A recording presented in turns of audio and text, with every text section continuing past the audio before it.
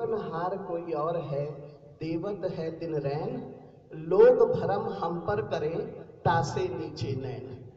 देवनहार कोई और है, देवत है दिन रैन, लोग भरम हम पर करें, तासे नीचे नैन। मैं पर्दे के सामने खड़ी हूँ, पर जो भी उपलब्धियों का इतिहास होता है, उसके पीछे कितने व्यक्ति पर्दे के पीछे खड़े होते हैं। विश्वविद्यालय में आने के बाद जो उपलब्धि रही, उसके पीछे हमारे परिवार के सदस्यों का कितना अधिक हाथ रहा, जिसको कि मैं शब्दों में बयां नहीं कर सकती। परंतु उसके बावजूद भी बीकानेर के सभी शिक्षकों ने मिल करके, और मैं अनंत जोशी जी के लिए क्या कहूँ, मेरे पास शब्द नहीं है, कि उन्होंने सबको संगठित करने का, सबको बुलाने का एक बीड़ा उठाया और आप सब से मुझे अपनी कुछ बात कहने का, आपके द्वारा सम्मान प्राप्त करने का जो सौभाग्य दिया, उस आभार को मैं कभी भी भूल नहीं सकूंगी। और मैं आप सब के प्रति बहुत बहुत अपना आभार व्यक्त करती हूँ। वेद शर्मा जी ने जिस भाषा में ये स्मृति, ये प्रपत्र पढ़ा, मैडम शुक्ला जी ने जिस प्रकार से आशीर्वचन कहे, मैडम गार्गी ने और सभी लोगों ने जिस प्रकार से अपने भावों को अभिव्यक्त किया, मैं बहुत विनय के साथ उस सबको ग्रहण करती हूँ और आप सब के प्रति अपना बहुत बहुत आभार व्यक्त करती हूँ। सच बात तो यह है कि आप सब चूंकि मुझे ऊपर से देख रहे हैं, तो मेरी उपलब्धियों को और मेरी अच्छाइयों को जानते हैं, पर अपनी कमजोरियों को जानने वाला व्यक्ति स्वयं होता है।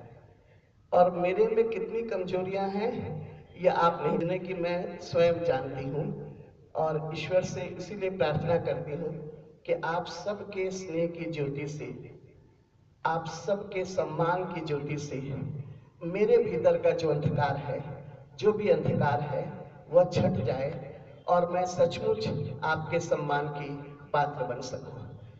जब मैं यहाँ बीकानेर विश्वविद्यालय की वाइस चांसलर हुई थी, तो बहुत लोगों ने मुझे बधाई दी। तो मैंने एक ही शब्द कहा था कि इस बात को हमेशा याद रखिए, मेरा पदोत्थान हुआ है, आत्मोत्थान नहीं। उत्थान वो होता है जो मनुष्य, ठीक है, पद का उत्थान जो है हमें बहुत कुछ करने का जीवन में मौका देता है, लेकिन सबसे बड़ा उत्थान है कि हम किस प्रकार से धीरे धीरे अपनी उच्च चेतना का स्पर्श कर सके। तो इसीलिए मैं आप सबके बड़प्पन को नमन करते हुए मैं परमपिता परमेश्वर से प्रार्थना करती हूँ कि किस प्रकार मैं आप सबकी ज्योति से ज्योतित होकर एक दीप शिखा बनकर इस बीकानेर की धरती को प्रकाशित कर सकूं। आज अपनी ही कविता की कुछ पंक्तियां मुझे याद आ रही हैं। आने के पहले मैंने कुछ बातें लिख ली थी, तो मैं उन पंक्तियों को आपके सामने कहना चाहूंगी। जब जब, और ऐसा ही बनना चाहूंगी, जब जब मनुष्य अपने दुख को आत्मसात करता है, जब जब मनुष्य अपने दुख को आत्मसात करता है, रोता नहीं हंसता है, दृष्टा बन दुख को देखता है, उससे आंख मिचौनी करता है, तब तब उसके चेहरे का रंग किसी दीप की लौ की तरह दीपता है। तब तब उसके चेहरे का रंग किसी दीप के लौ की तरह दीपता है। जब जब मनुष्य सुख की आंच को तापता है, जब जब मनुष्य सुख की आंच को तापता है, पर उस आंच से अपने हाथ नहीं जलाता। जब जब मनुष्य सुख की आंच को तापता है, पर उस आंच से अपने हाथ नहीं जलाता, उसकी आग से दूसरों की अंगीठियां जलाता है, उसकी आग से दूसरों की अंगीठियां जलाता है, तब तब उसके भीतर का तप उसके चेहरे पर आ जाता है, तब तब उसके भीतर का तप उसके चेहरे पर आ जाता है। उस रोशनी से दूर दूर तक अंधेरों का धुआं मिट जाता है।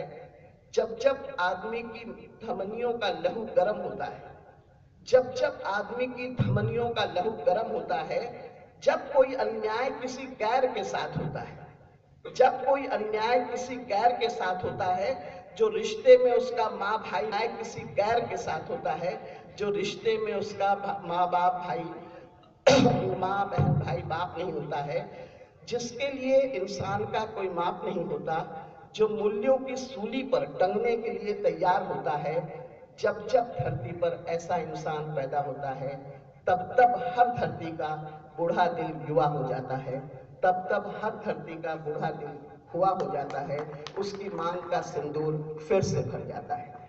तो मैं ये चाहूंगी कि आपने जो सम्मान दिया, उस सम्मान की अंगीठी में तप करके मैं इस बीकानेर शहर के लिए और इस शैक्षणिक जगत के लिए वास्तव में मैं कुछ कर सकूं। मैं सिर्फ आज के दिन आप सबके सम्मान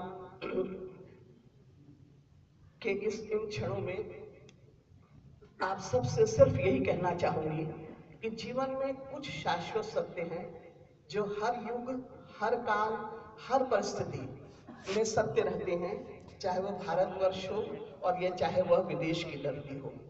जिस प्रकार से कमल सिर्फ सूर्य की रोशनी से ही खिलता है, सैकड़ों बल्ब उसके पास जला दें तब भी वह नहीं खिलता, उसी प्रकार मनुष्य की मानवता का कमल कभी भी धन, पद, वैभव की रोशनी से नहीं खिलता।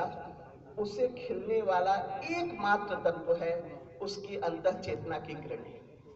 उसकी अंतः चेतना की किरणें जब उसकी इंद्रियों और उसकी बौद्धिक शक्ति को उसकी आत्म चेतना की किरणें स्पर्श करती हैं, तब अज्ञान, अहम, द्वेष, ईर्ष्या, लालच, इन सब की दीवारें अपने आप ढह जाती हैं और अंधेरों का सारा कुहासा मिट जाता है और मानवता का कमल अपनी पूर्ण सुंदरता लिए हुए खिल जाता है। भव्यता और दिव्यता ही जीवन है। संबंधों की उष्मा को, सौष्ठव को, सौंदर्य को, उसकी विराटता को बनाए रखने के लिए यह बहुत आवश्यक है कि हम किसी भी क्षुद्रता के सामने समर्पण न करें। वह सूर्य बने जो क्षितिज पर डूबते डूबते भी अपनी सारी सुंदरता आकाश को दे जाता है। वह जलप्रपात बने जो अपनी कलकल ध्वनि से हम में आह्लाद पैदा करता है। जलधर जिस प्रकार अश्रु पीकर अमृत पृथ्वी पर बरसाता है, जिस प्रकार चंदन के वृक्ष पर हजारों सर्प को लिपटे होने पर भी वह संपूर्ण वातावरण में अपनी महक फूल देता है, इसलिए वह मनुष्य जिसके हृदय में ही कस्तूरी छिपी हुई है, वह इस संसार को क्यों नहीं सुगंधित कर देता है। पुनः मैं अपनी कविता की कुछ पंक्तियां आपके सामने कहना चाहूंगी। मन करता है सारे सागर को अंजलि में भर लूं, मन करता है सारे सागर को अंजलि में भर लूं, हर चट्टान से नदी बहा दूं, हर कांटे को फूल बना दूं, हर चट्टान से नदी बहा दूं, हर कांटे को फूल बना दूं, जिन रगों का लहू ठंडा है। आपने देखा सर्वेश्वर दयाल सक्सेना की कविता है, खूंटी पर टंगे हुए लोग। आज के मनुष्य की सबसे बड़ी त्रासदी है कि उसमें हायर सेंसिबिलिटीज ही खत्म हो गई। कुछ भी कहीं हो रहा है, कुछ फर्क नहीं पड़ता है। न छात्रों के प्रति संवेदनशीलता, न मित्रों के प्रति संवेदनशीलता, न वातावरण के प्रति संवेदनशीलता, न अपने अंदर काम करने वाले लोगों के प्रति संवेदनशीलता। केवल और केवल अपनी वाणी से दूसरों की आलोचना, अपनी जो सरस्वती जो जीवा पर विरचनी चाहिए, उस सरस्वती से केवल दूसरों का अपमान, दूसरों की पीड़ा को न समझने की आदत। तो ये इसलिए कभी कभी भीतर से मन बड़ा वो होता है, आवेग से भर उठता है। तब मुझे लगता है कि जिन रगों का लहू ठंडा है उनमें चिंगारी जला दूं, जिन रगों का लहू ठंडा है उनमें चिंगारी जला दूं, दुख की हर चट्टान तोड़ दूं, ऐसा दिल में आता है। मन करता है सारे सागर को अंजलि में भर लूं, हर चट्टान से नदी बहा दूं, हर कांटे को फूल बना दूं। आज के दिन मैं इस परमपिता परमेश्वर से प्रार्थना करती हूँ कि जो छात्र हैं वे ही हमारी शक्ति हैं, वे ही हमारा भविष्य है, और हम सब मिलकर उनके प्रति बहुत संवेदनशील बने। आज जो हमारा आने वाले दिन है, आने वाला समय है, उस समय में अगर इन बच्चों के संस्कारों को अगर हम नहीं सींच पाए तो आगे आने वाला समय हमें कभी माफ नहीं कर सकेगा। हमारी जिम्मेदारियां बहुत बढ़ गई हैं, चारों तरफ से आंधियां चल रही हैं। अगर हम अपनी दीवारों को इतना मजबूत न बना लें कि जिन दीवारों को कोई भी चट्टान हिला ना सके और वह दीवारें पैदा करने का, उन दीवारों के निर्माण का सबसे बड़ा कार्य शिक्षक करता है। और आज ये शिक्षक समुदाय है। मैं आपको शायद खराब भी लगे, पर मैंने अपने 39 वर्ष के शैक्षणिक जीवन में एक भी विद्यार्थी खराब नहीं पाया।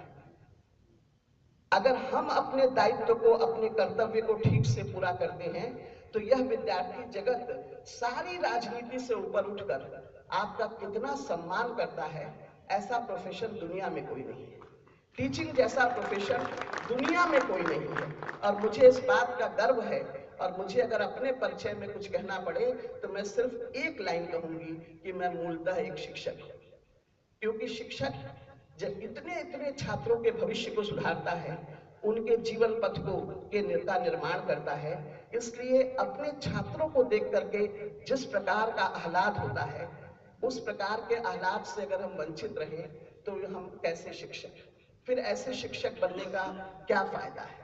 और मेरी तो सारी संपत्ति, मेरी माँ मेरे घर को गुरुकुल का नाम देती है, जहाँ के हर समय बच्चे आसपास रहते हैं। बीकानेर आने के बाद अगर मैं जितना अपने बच्चों, अपने माँ बाप को मिस करती हूँ, उतना ही मैं अपने विद्यार्थियों को मिस करती हूँ। क्योंकि विद्यार्थी के चेहरे पर जो आपके लिए सम्मान होता है, जो कृतज्ञता होती है, उसको देखने का अब जो प्रिविलेज है, वह सिर्फ एक टीचर के पास होता है। आप उसके लिए अगर कुछ कर दें, उसके जीवन को बना दें। बेचारे विद्यार्थी जब आपको पत्र लिखते हैं तो लगता है कि पद्मश्री और भारत रत्न से भी बड़ा भारत रत्न आपको मिल गया है। मैं आपको बता दूं, एक बार एक मेरी छोटी सी बात कह करके अपनी बात को मुक्त करूंगी। एक बार मेरी एक विद्यार्थी ने, जिसके जीवन के निर्माण में मुझे कुछ भूमिका निभाने को मिली, तो उसने मुझे बोध गया से पत्र लिखा कि मैडम, आज मैं बोध गया के वृक्ष के नीचे गई थी, उस पीपल के पेड़ के नीचे गई थी जहाँ बुद्धा को इनलाइटनमेंट प्राप्त हुआ। मैडम, मैं आपसे आज एक बात कहना चाहती हूँ, जो कि मैं जब आपके साथ थी तो नहीं कह पाई। You are my peepal tree. आप विश्वास नहीं करेंगे, जो उसकी ये पंक्तियां थी कि you are my peepal tree, मुझे उस दिन लगा कि मुझे इस देश ने भारत रत्न दे दिया है। क्योंकि विद्यार्थी आपकी सबसे बड़ी पहचान होता है। जब विद्यार्थी आपका आदर करता है, सम्मान करता है, इसका मतलब है कि आपने अपने दायित्व को पूरा किया। और हम सब में कितना बड़ा अंकुर विद्यमान है मानवता का, केवल उसको पल्लवित और पुष्पित करने की जरूरत है। हम जहां हैं, जिस जगह खड़े हैं, वहां हम जो भी काम कर सकते हैं, हर कार्य बड़ा है। मेरी माताजी बहुत शिक्षित नहीं है, लेकिन मैं ये नहीं मानती कि मैं इस मंच से खड़े होकर के जो योगदान दे रही हूँ, मेरी माता का योगदान कहीं से कम है। अगर हर व्यक्ति, चाहे वो माँ के रूप में, पत्नी के रूप में, कि जिस भी रूप में वो है, अगर वो अपना योगदान, अपने कार्य को ठीक प्रकार से करती है, तो वो सबसे बड़ा राष्ट्र निर्माण का कार्य है। तो इसीलिए मैंने आज अपने विद्यार्थियों के लिए, क्योंकि मुझे पता था कि मेरे विद्यार्थी भी कुछ यहाँ होंगे, अपने विद्यार्थियों के लिए आने से पहले मैंने एक छोटी सी कविता लिखी कि मैं परमपिता परमेश्वर से प्रार्थना करती हूँ कि हे प्रभु, मुझे इतनी शक्ति दे कि मैं अपने विद्यार्थियों को संवार सकूं। मुझे इतनी शक्ति दे कि मैं अपने विद्यार्थियों को संवार सकूं, उनकी जड़ों में इतना अमृत सींच दूं, उनकी जड़ों में इतना अमृत सींच दूं कि ये फूल बरसाएं जीवन भर, कि ये फूल बरसाएं जीवन भर, धरती का ये ऋण चुका सके। मेरे हाथों में इतना श्रम भर दो, मेरे हाथों में इतना श्रम भर दो कि इनके निर्माण में मेरे हाथ थके न कभी, कि इनके निर्माण में मेरे हाथ थके न कभी। मुझ में इतनी मानवता जगा दो कि संस्कारों से सींच सकूं इन्हें। हे सत्य, शिव और सौंदर्य के मालिक, मुझे शक्ति दो, मुझे शक्ति दो। तो मैं इस परमपिता परमेश्वर से प्रार्थना करती हूँ कि मुझे आप सब ने, हमारे जो संचालक महोदय हैं, इतना सुंदर संचालन करते हैं। आपने देखा कि मेघनाथ जी ने कितने अच्छे शब्दों में अपनी बात कही। किस किस का आभार व्यक्त करूं, आभार व्यक्त करने लगूं। हमें, आपको पता है, महाराजा गंगा सिंह विश्वविद्यालय में मुझे ऐसे अधिकारीगण मिले, हमारी यंग फैकल्टी इतनी ज्यादा अच्छी है, ऐसे टीचर्स मिले। तो कहने का तात्पर्य कितने लोगों का कहाँ से आभार व्यक्त करूं। अब मैं हमेशा अपने माता पिता को, जब बनारस जाती हूँ, काशी जाती हूँ, तो कहती हूँ मेरा बीकानेर। कहती है बनारस तेरा छूट गया, अब बीकानेर तेरा हो गया है। हर समय कहती है मेरा बीकानेर, मेरा बीकानेर, लेकिन अपने आप स्वाभाविक रूप से निकल जाता है मेरा बीकानेर। मैं ये बात कहना तो नहीं चाहती थी, लेकिन मानव संसाधन मंत्रालय ने एक प्रस्ताव दिया कहीं और विश्वविद्यालय का वाइस चांसलर बनने का, तो मैंने कहा नहीं, मुझे अभी बीकानेर रहने दीजिए, पहले मुझे भी बीकानेर की सेवा करने दीजिए। ये भागम दौड़ मुझे अच्छी नहीं लगती है, कम से कम 1-2 साल मुझे वहां रहने दीजिए। और मैं चाहती हूँ कि जिस कार्य को हमने शुरू किया है उस कार्य को हम सब कर सकें। आप सबका इतना स्नेह मिला है, बीकानेर के लोग इतने अच्छे हैं, राजस्थान की उस धरती को प्रणाम है जहां महाराणा प्रताप जैसे, कपिल मुनि जैसे, महाराजा गंगा सिंह जैसे, आचार्य तुलसी जैसे लोग जहां हुए, तो मैं तो इस धरती को प्रणाम करती हूँ। मेरे ग्रैंडफादर्स यहीं डिडवाना से थे, इसलिए मूलतः हमारे पुरखे इसी जमीन से रहे हैं, तो शायद पुरखों की धरती पर फिर वापस लौटने का मौका बहुत कम लोगों को मिलता है। मैं आप सब के प्रति, जिन लोगों ने भी आज अपना बहुमूल्य समय, आज समय कितना कीमती है, अपना बहुमूल्य समय इस अभिनंदन समारोह के लिए खर्च किया, उसके लिए मेरे पास विश्वास करिए कोई शब्द नहीं है। जीवन में बहुत से क्षण ऐसे आते हैं जब शब्द मौन हो जाते हैं। सिसुमो कॉलेज के प्रिंसिपल यहाँ माली जी बैठे हैं, इनका इतना अधिक स्नेह मुझे मिला कि ऐसा लगा कि बीकानेर में आकर के मुझे कहने में संकोच नहीं है कि जैसे मुझे कोई छोटा भाई मिल गया हो। तो इसलिए मुझे पदाधिकारियों के रूप में नाम लेने से कोई छूट जाता है, इसलिए नाम नहीं लूंगी। ऐसे ऐसे हनुमान मिले हैं जिनके रहते महाराजा गंगा सिंह विश्वविद्यालय का कोई भी काम ऐसा नहीं होता। उनसे कह दूं जड़ी बूटी ले आइए तो जड़ी बूटी भी ले आएंगे और ला करके वो आपका इलाज कर देंगे। तो ऐसे ऐसे कर्मठ लोग मुझे मिले, सबका इतना प्यार मिला। मैं तो पूरे बीकानेर शिक्षक समुदाय के प्रति बहुत बहुत आभारी हूँ, नतमस्तक हूँ। और व्यास जी जो कि खुद एक बहुत बड़ी, आपको शायद इनकी वैज्ञानिक कंट्रीब्यूशन के बारे में पता है, पर इनकी आध्यात्मिकता के बारे में शायद उतना न पता हो। हमारी उनकी बात महर्षि अरविंद के बारे में होती है सिर्फ, क्योंकि वो भी महर्षि अरविंद के बहुत बड़े अनुयायी और भक्त हैं, और मैं भी महर्षि अरविंद की विचारधारा से बहुत अधिक प्रभावित रही हूँ। तो वो बहुत ही अधिक एक आध्यात्मिक व्यक्ति हैं। तो यहाँ पर आकर के जैसे मेरे पूरे परिवार का वातावरण बहुत आध्यात्मिक रहा है, तो मुझे एक आध्यात्मिक जीवन में भी एक भाई मिला। और इस प्रकार से मैं क्या क्या कहूँ, क्या क्या आपकी धरती ने दिया, जितना कहूँगी उतना जो है वो अधूरा रह जाएगा और बाद में लगेगा मैंने ये नहीं कहा, मैंने वो नहीं कहा, इसलिए इससे मैं बचना चाहती हूँ। और मैं अंत में अनंत जोशी जी के लिए मैं बहुत, आप विश्वास करें, मैं आपके प्रति बहुत बहुत आभार व्यक्त करती हूँ कि आपने इतना अमूल्य समय सारे शिक्षक समुदाय को यहाँ लाने में, और इतने मन से, मैंने उनसे कहा कि आप ऐसा नहीं करिए, इसकी कोई वो नहीं है, लेकिन इतने मन से, जब इतनी आत्मीयता के साथ आपने यह कार्य किया, मैं आपके प्रति नतमस्तक हूँ और अपना बहुत बहुत आभार व्यक्त करती हूँ। और मैं ये चाहती हूँ कि बीकानेर में हम सब मिल करके, एक अकेला व्यक्ति कुछ नहीं कर सकता, हम सब मिल करके बीकानेर के कॉलेजेस को आप सब सहयोग करें। मैं हमेशा आपके साथ खड़ी हूँ कि हम शिक्षा जगत में इस बीकानेर की धरती को, इन बीकानेर के महाविद्यालयों को बहुत ऊंचाई तक ले जाओ। हमें अभी बहुत करना है, रास्ता बहुत लंबा है, लेकिन हम कर सकते हैं। आपने जैसे मेरी जो कविता मैं बार बार कहती हूँ, और जिसको भी मेघना जी ने सुनाया भी, कौन कहता है आसमां में सुराग नहीं होता, जरा एक पत्थर तबीयत से उछालो तो यारो। तो दुनिया में ऐसा नहीं है, सब कुछ हम कर सकते हैं, हम में असीम क्षमता है, केवल उस क्षमता को समझने की आवश्यकता है और विल पावर होनी चाहिए। और उस विल पावर से अगर हम ऐसा करेंगे तो न केवल बीकानेर गौरवान्वित होगा, न केवल बीकानेर आगे बढ़ेगा, मैं आपसे सच कहती हूँ कि सबसे पहले अपनी आत्मा प्रकाशित होती है, अपने हृदय में उस आनंद का अनुभव होता है जो संसार में कोई और चीज आपको नहीं दे सकती है। इन्हीं शब्दों के साथ आप सबको, आप सबके प्रति पुनः पुनः आभार। मुझसे कोई त्रुटि हुई हो, मुझसे कोई चीज छूट गई हो तो आप उसके लिए मुझे क्षमा करिएगा, क्योंकि मेरा इंटेंशन नहीं है ऐसा। तो आप सबको फिर बहुत बहुत, हमारे नए फाइनेंस मिनिस्टर ने अभी ज्वाइन किया है, उनका भी मैं यहाँ से स्वागत करती हूँ कि आप सबको बहुत बहुत धन्यवाद।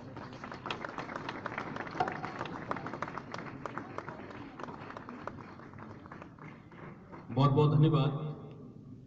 ऋषि मैम का। हालांकि अधिकांश वक्ता बोलने के बाद समाप्त करते हैं उसको, लेकिन जब कोई विदुषी बोले तो उसके बाद शुक्रिया कहकर अपने आप को बचा लेना चाहिए। बीकानेर के बारे में मैडम ने कहा कि बीकानेर ऐसा है, बीकानेर वैसा है। बीकानेर के लिए बहुत कुछ लिखा गया है, लेकिन दो लाइनें जो हमारे बीकानेर के मरहूम शायर अजीज अता साहब ने लिखी है, वो फिजा में गूंजती है, वो मैं शेयर जरूर करूंगा आपके सामने कि तुम जरा प्यार की राहों से गुजर कर देखो, अपने जीनों से सड़क पर भी उतर कर देखो, धूप सूरज की भी लगती है दुआओं की तरह, अपने मुर्दार जमीनों से उतर कर देखो, तुम हो खंजर तो भी सीने में समा लेंगे तुम्हें, पर जरा प्यार से बाहों में आकर तो देखो, मेरा दावा है सारा जहर निकल जाएगा, तुम 2 दिन मेरे शहर में ठहर कर तो देखो। निश्चित रूप से कई अधिकारी आते हैं, कई व्याख्याता आते हैं, कुछ दिन रहने के बाद यहाँ के होकर रह जाते हैं। यहाँ के रसगुल्ले की मिठास और भुजियों की चटकार, और उन सबसे ऊपर यहाँ का अपनत्व, यहाँ का लोगों को एक दूसरे के प्रति जो प्यार है वो यहाँ से जाने नहीं देता। और यही कारण है कि एक और वीसी का चार्ज भी उन्होंने बीकानेर में ठुकरा दिया। तो फिर कई ये शहर अनमोल है। मैं इस अवसर पर अब निवेदन करना चाहूँगा, पहले एसपी व्यास साहब को कि वे 2 शब्द हमारे साथ शेयर करें, फिर हम मैडम का अभिनंदन एक बार और करेंगे, फिर कार्यक्रम को आगे की ओर बढ़ाएंगे। सम्माननीय एसपी व्यास साहब।